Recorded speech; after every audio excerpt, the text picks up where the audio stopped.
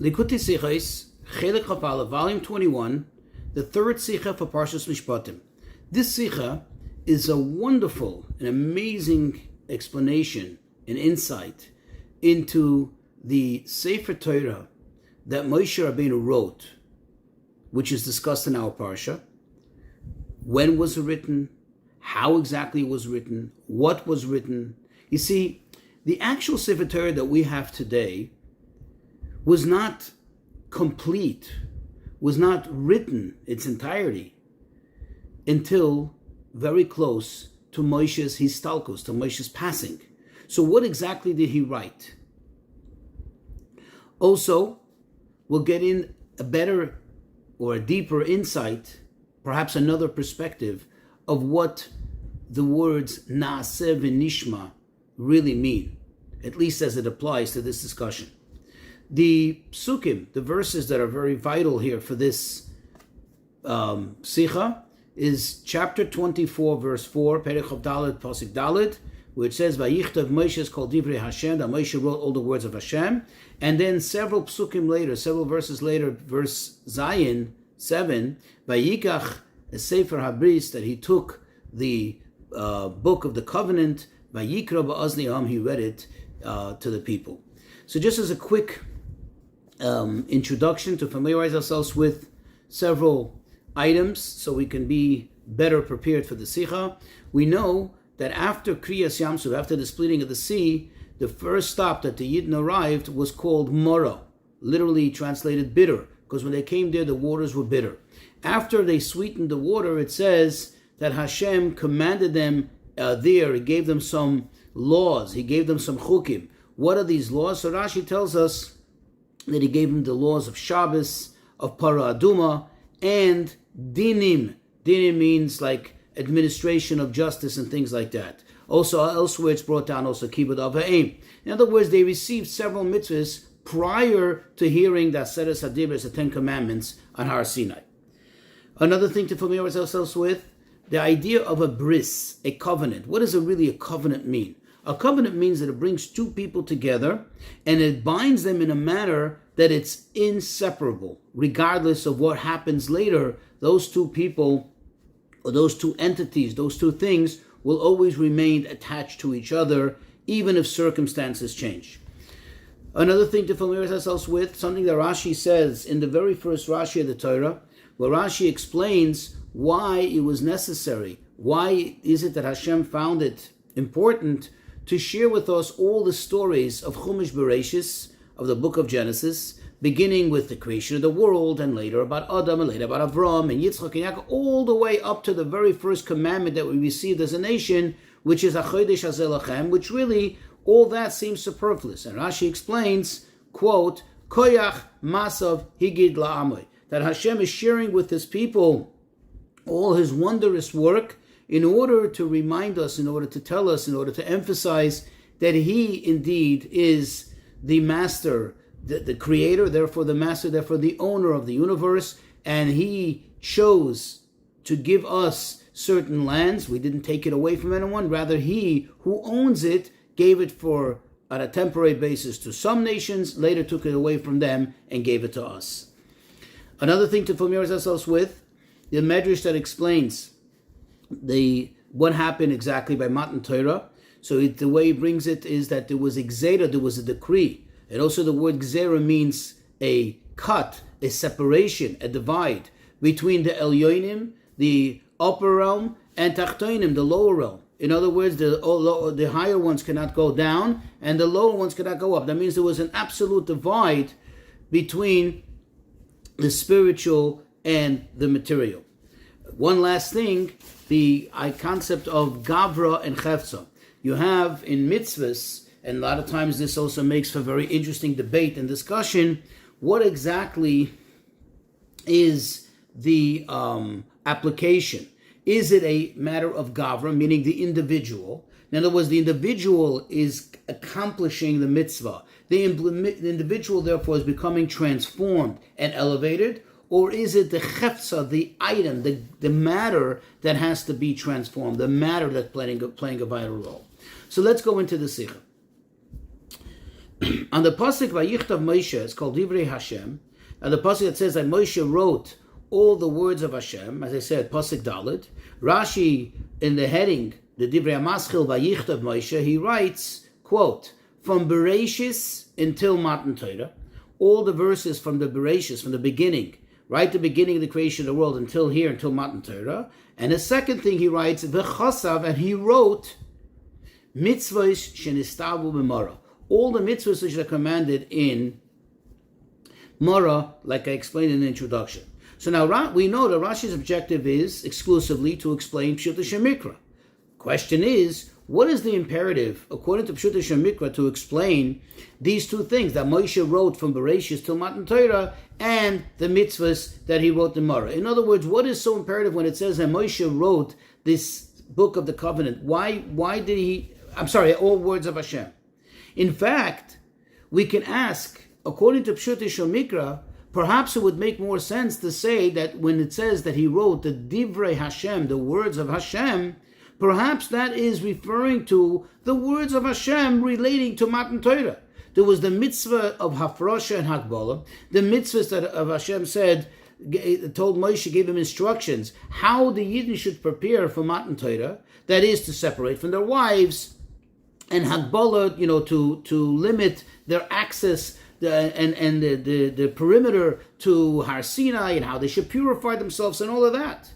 So why can't that be what Moshe, quote, wrote down? In other words, what is the imperative? Why does Rashi seem to be forced to write down that, to explain that when it says Moshe wrote down these words, the words of Hashem, it is that, from Bereshis to Matan Torah and the mitzvahs which were commanded in Mara. Now, several psukim after this, that is, in Pasuk Zayin, verse 7, it says, Vayikach Sefer Habris, Moshe took the book of the covenant, Vayikra ba'oznei ha'am, and he read it to the people. What does Rashi say? Again, in the heading, Sefer Habris, the book of the covenant, he says that is from Bereshis to Matan Torah, and the mitzvahs which were commanded in Mara. Now, it's understood why Rashi in the first place needs to explain what Sefer Habris means, what the book of the covenant. Why? Because in the prior verse, when it says Moshe wrote down these words of Hashem, there was no indication that this was to be a book of the covenant, and therefore it's understood that Rashi needs to explain here that indeed this is what book of the covenant is all about. But the question is, if that's the case, why does Rashi have to repeat in detail that he read in the book of the covenant from Bereshis to Matan Torah, and then, in addition to that, the mitzvahs which were commanded in Mara? Why didn't it just suffice to say, oh, this is the book that Moshe wrote before? Why does he have to go into this detail? So the Rebbe says we'll understand all of this by first prefacing, take a closer look in the original Rashi, in the first Rashi, on where it says Vayichtav es Divrei Hashem, that he wrote all the words of Hashem. In that Rashi, there's an emphasis there. There's something that seems to be so very intriguing, and that is Rashi doesn't say that he wrote, quote, from Bereshis to Matan Torah and the mitzvahs that they were commanded in Mara. Rather, Rashi says he wrote from Bereshis to Matan Torah, and he repeats the word, and he wrote from the mitzvahs that they were commanded in Mara. Why does he add this word, quote, and he wrote? The answer is, says the Rebbe, because really there is a fundamental machlekes, there's a debate when this entire parsha, when this entire episode took place. When was it said? Before or after Matan Torah? In other words, all this writing and all this reading to them and this covenant, when was this done? According to Rashi, this happened, meaning Pshuta Shel Mikra, this happened before Matan Torah. As Rashi writes already in verse 1 of this chapter, in Pasuk Aleph, he writes that this was all before Matan Torah, and when the day that, quote, Moshe wrote all the words of Hashem, that was on the 4th of Sivan, whereas Matan Torah was on the 6th of Sivan. So this is according to Rashi. According to the Ramban and others, all this took place after Matan Torah. In other words, the covenant and the writing and all that took place after Matan Torah. Now, what is the difference? He said, the Rebbe explains. According to this, it comes out that there's a fundamental difference in how you explain the pasuk, how you interpret the pasuk when it says in verse 3 that Moshe came and he told them all the words of Hashem and all the laws. According to Rashi, what of all the words of Hashem? You have to say the words of Hashem is the specific instructions how to prepare themselves for Matan Torah, as we mentioned before. All the perimeter they have to set up and the purification process they have to go through. What would mean all the Mishpatim, all the laws? Those are the 7 mitzvahs: Bnei Noach, Shabbos, Kibbutz Avayim, Paraduma, and the Dinim, all the judicial matters that they were given. That's according to Rashi. That's how we would explain that he told them all these words, because they didn't yet receive the Torah, according to the way Rashi explains it. However, according to the Ramban, when it says that he spoke to them all these words, that's that he went over everything that they learned in Matan Torah and Parshas Mishpatim, because we're now at the end of Parshas Mishpatim, including everything that it says there, Atem Re'isem, you saw with your own eyes that Hashem gave you the Torah, and so on and so forth. So this difference in approach also brings to the difference, an inherent nature of what this bris, what this covenant was, this covenant that he made with them. In other words, this is not just a question of chronologically when it happened, but rather it's a fundamental difference in what happened.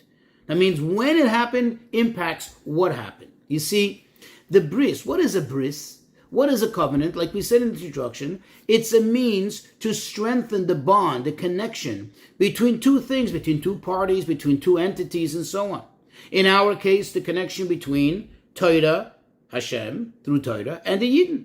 So according to Rashi, the covenant, the bris, was before Matan Torah. So according to this, it comes out that what was this covenant? This covenant was on what was it, and through what was it? It was on all the matters that happened leading up to Matan Torah. Everything from before Matan Torah, that was the covenant was on. Meaning that this was meant to strengthen the connection of the Yidden and to prepare them. This covenant was meant to prepare them to Matan Torah.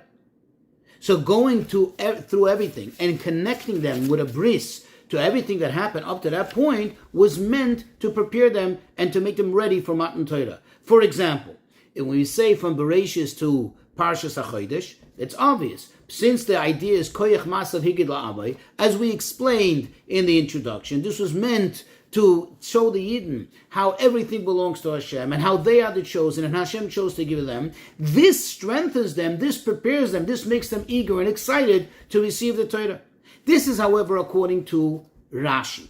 However, according to the Ramban, that the covenant that we're discussing here took place after Matan Torah, so it's obvious that the covenant was on Matan Torah and everything they received by Matan Torah and post Matan Torah, whatever preceded Matan Torah, all the laws in Parshas Mishpatim. So according to this, it's understood that there's also a difference in when it says Vayichtav Moshe, that Moshe wrote these words of Hashem. There's a difference how you explain it. According to Rashi, that it happened before Matan Torah, that he has to explain that this is all that he wrote up until now. And this is part of the covenant that they're making.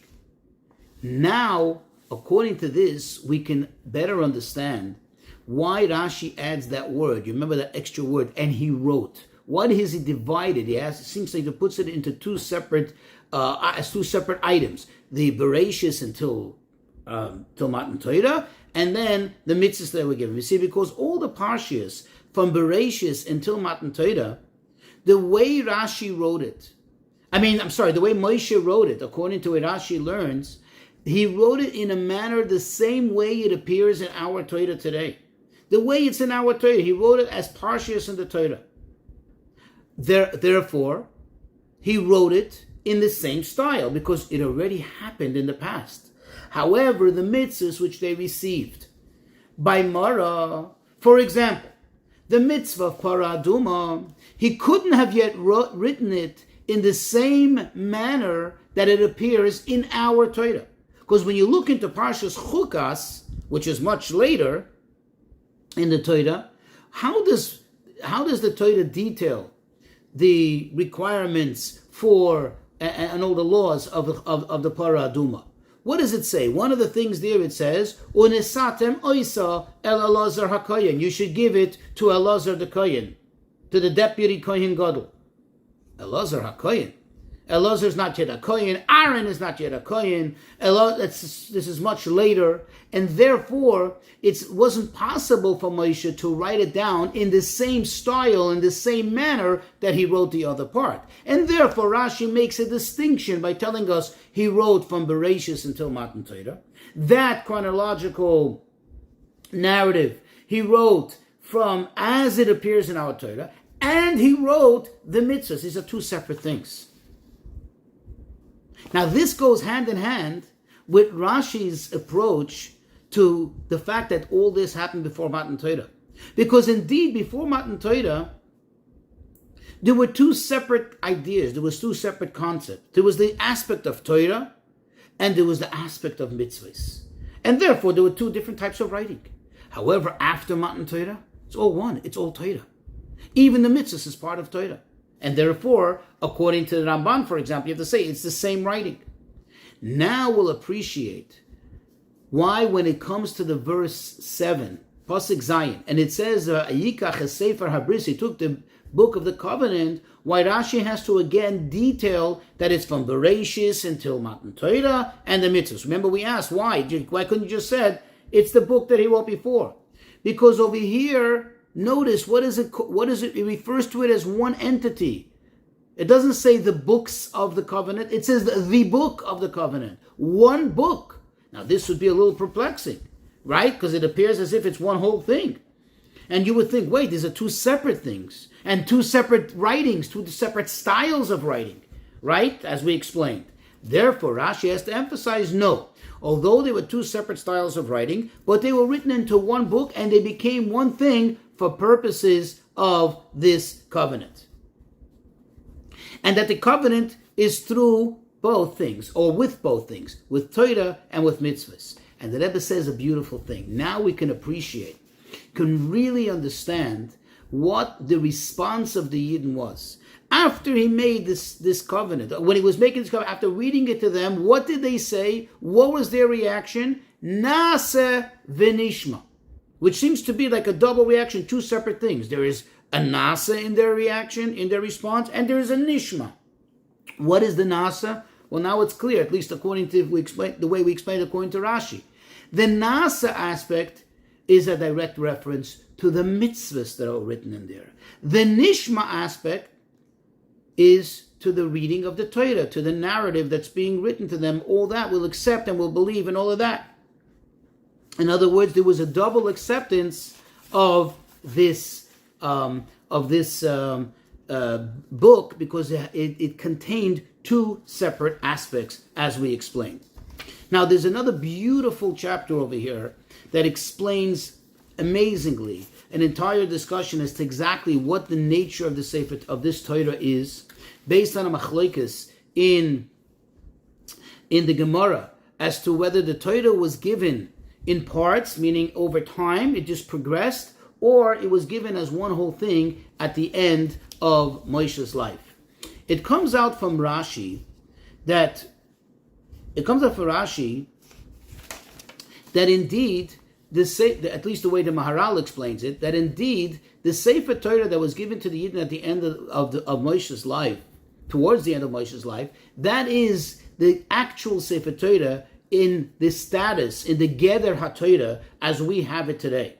Whereas this book, although it was written according to the way Rashi appears in Rashi, the way we explain, it was written in the same style, it was written in the same manner that a Sefer Torah is written, meaning from Bereshis until HaChodesh, but yet until Matan Torah, it did not have the status. It doesn't have the same Geder as a Sefer Torah, rather as a Sefer Habris. Now we know that the Rebbe always emphasized that even though Rashi is Pshutei Shemikra, the Pashita, basic Pshat, yet in Rashi there's what's called Yeino Shel Torah, the wine of Torah. What is the wine? Like the deeper esoterics in Torah. What do you see over here? How do we see, what is it in this Rashi? Says the Rebbe that notwithstanding the fact that this covenant was a connection between Hashem and the Yidden, in other words, according to everybody, whether it was Rashi's approach, whether it was Ramban's approach, if it happened before or after, everybody agrees that the objective was the same. The objective was to make a bris between Hashem and the Yidden, the Torah and the Yidden. However, there's a fundamental difference. There's an inherent difference, I should say, if whether you say it was done before Matan Torah or after Matan Torah. Remember that prior to Matan Torah, there was that decree that we mentioned in the introduction of El Yoinim Yoinim, and therefore it comes out that the covenant that was made before Matan Torah is not effective, does not, so to speak, include the chefza, the object, but rather it was only pertaining to the gavra, to the person. Okay? Moreover, even though that indeed this bris did cause a chibur, a connection, but it's only a connection limited to the extent that was possible before Matan Torah, which in terms of what we're discussing here is called Geder HaNivroim, meaning it was all within the capacity of the Nivroim, of our abilities, and therefore it was limited.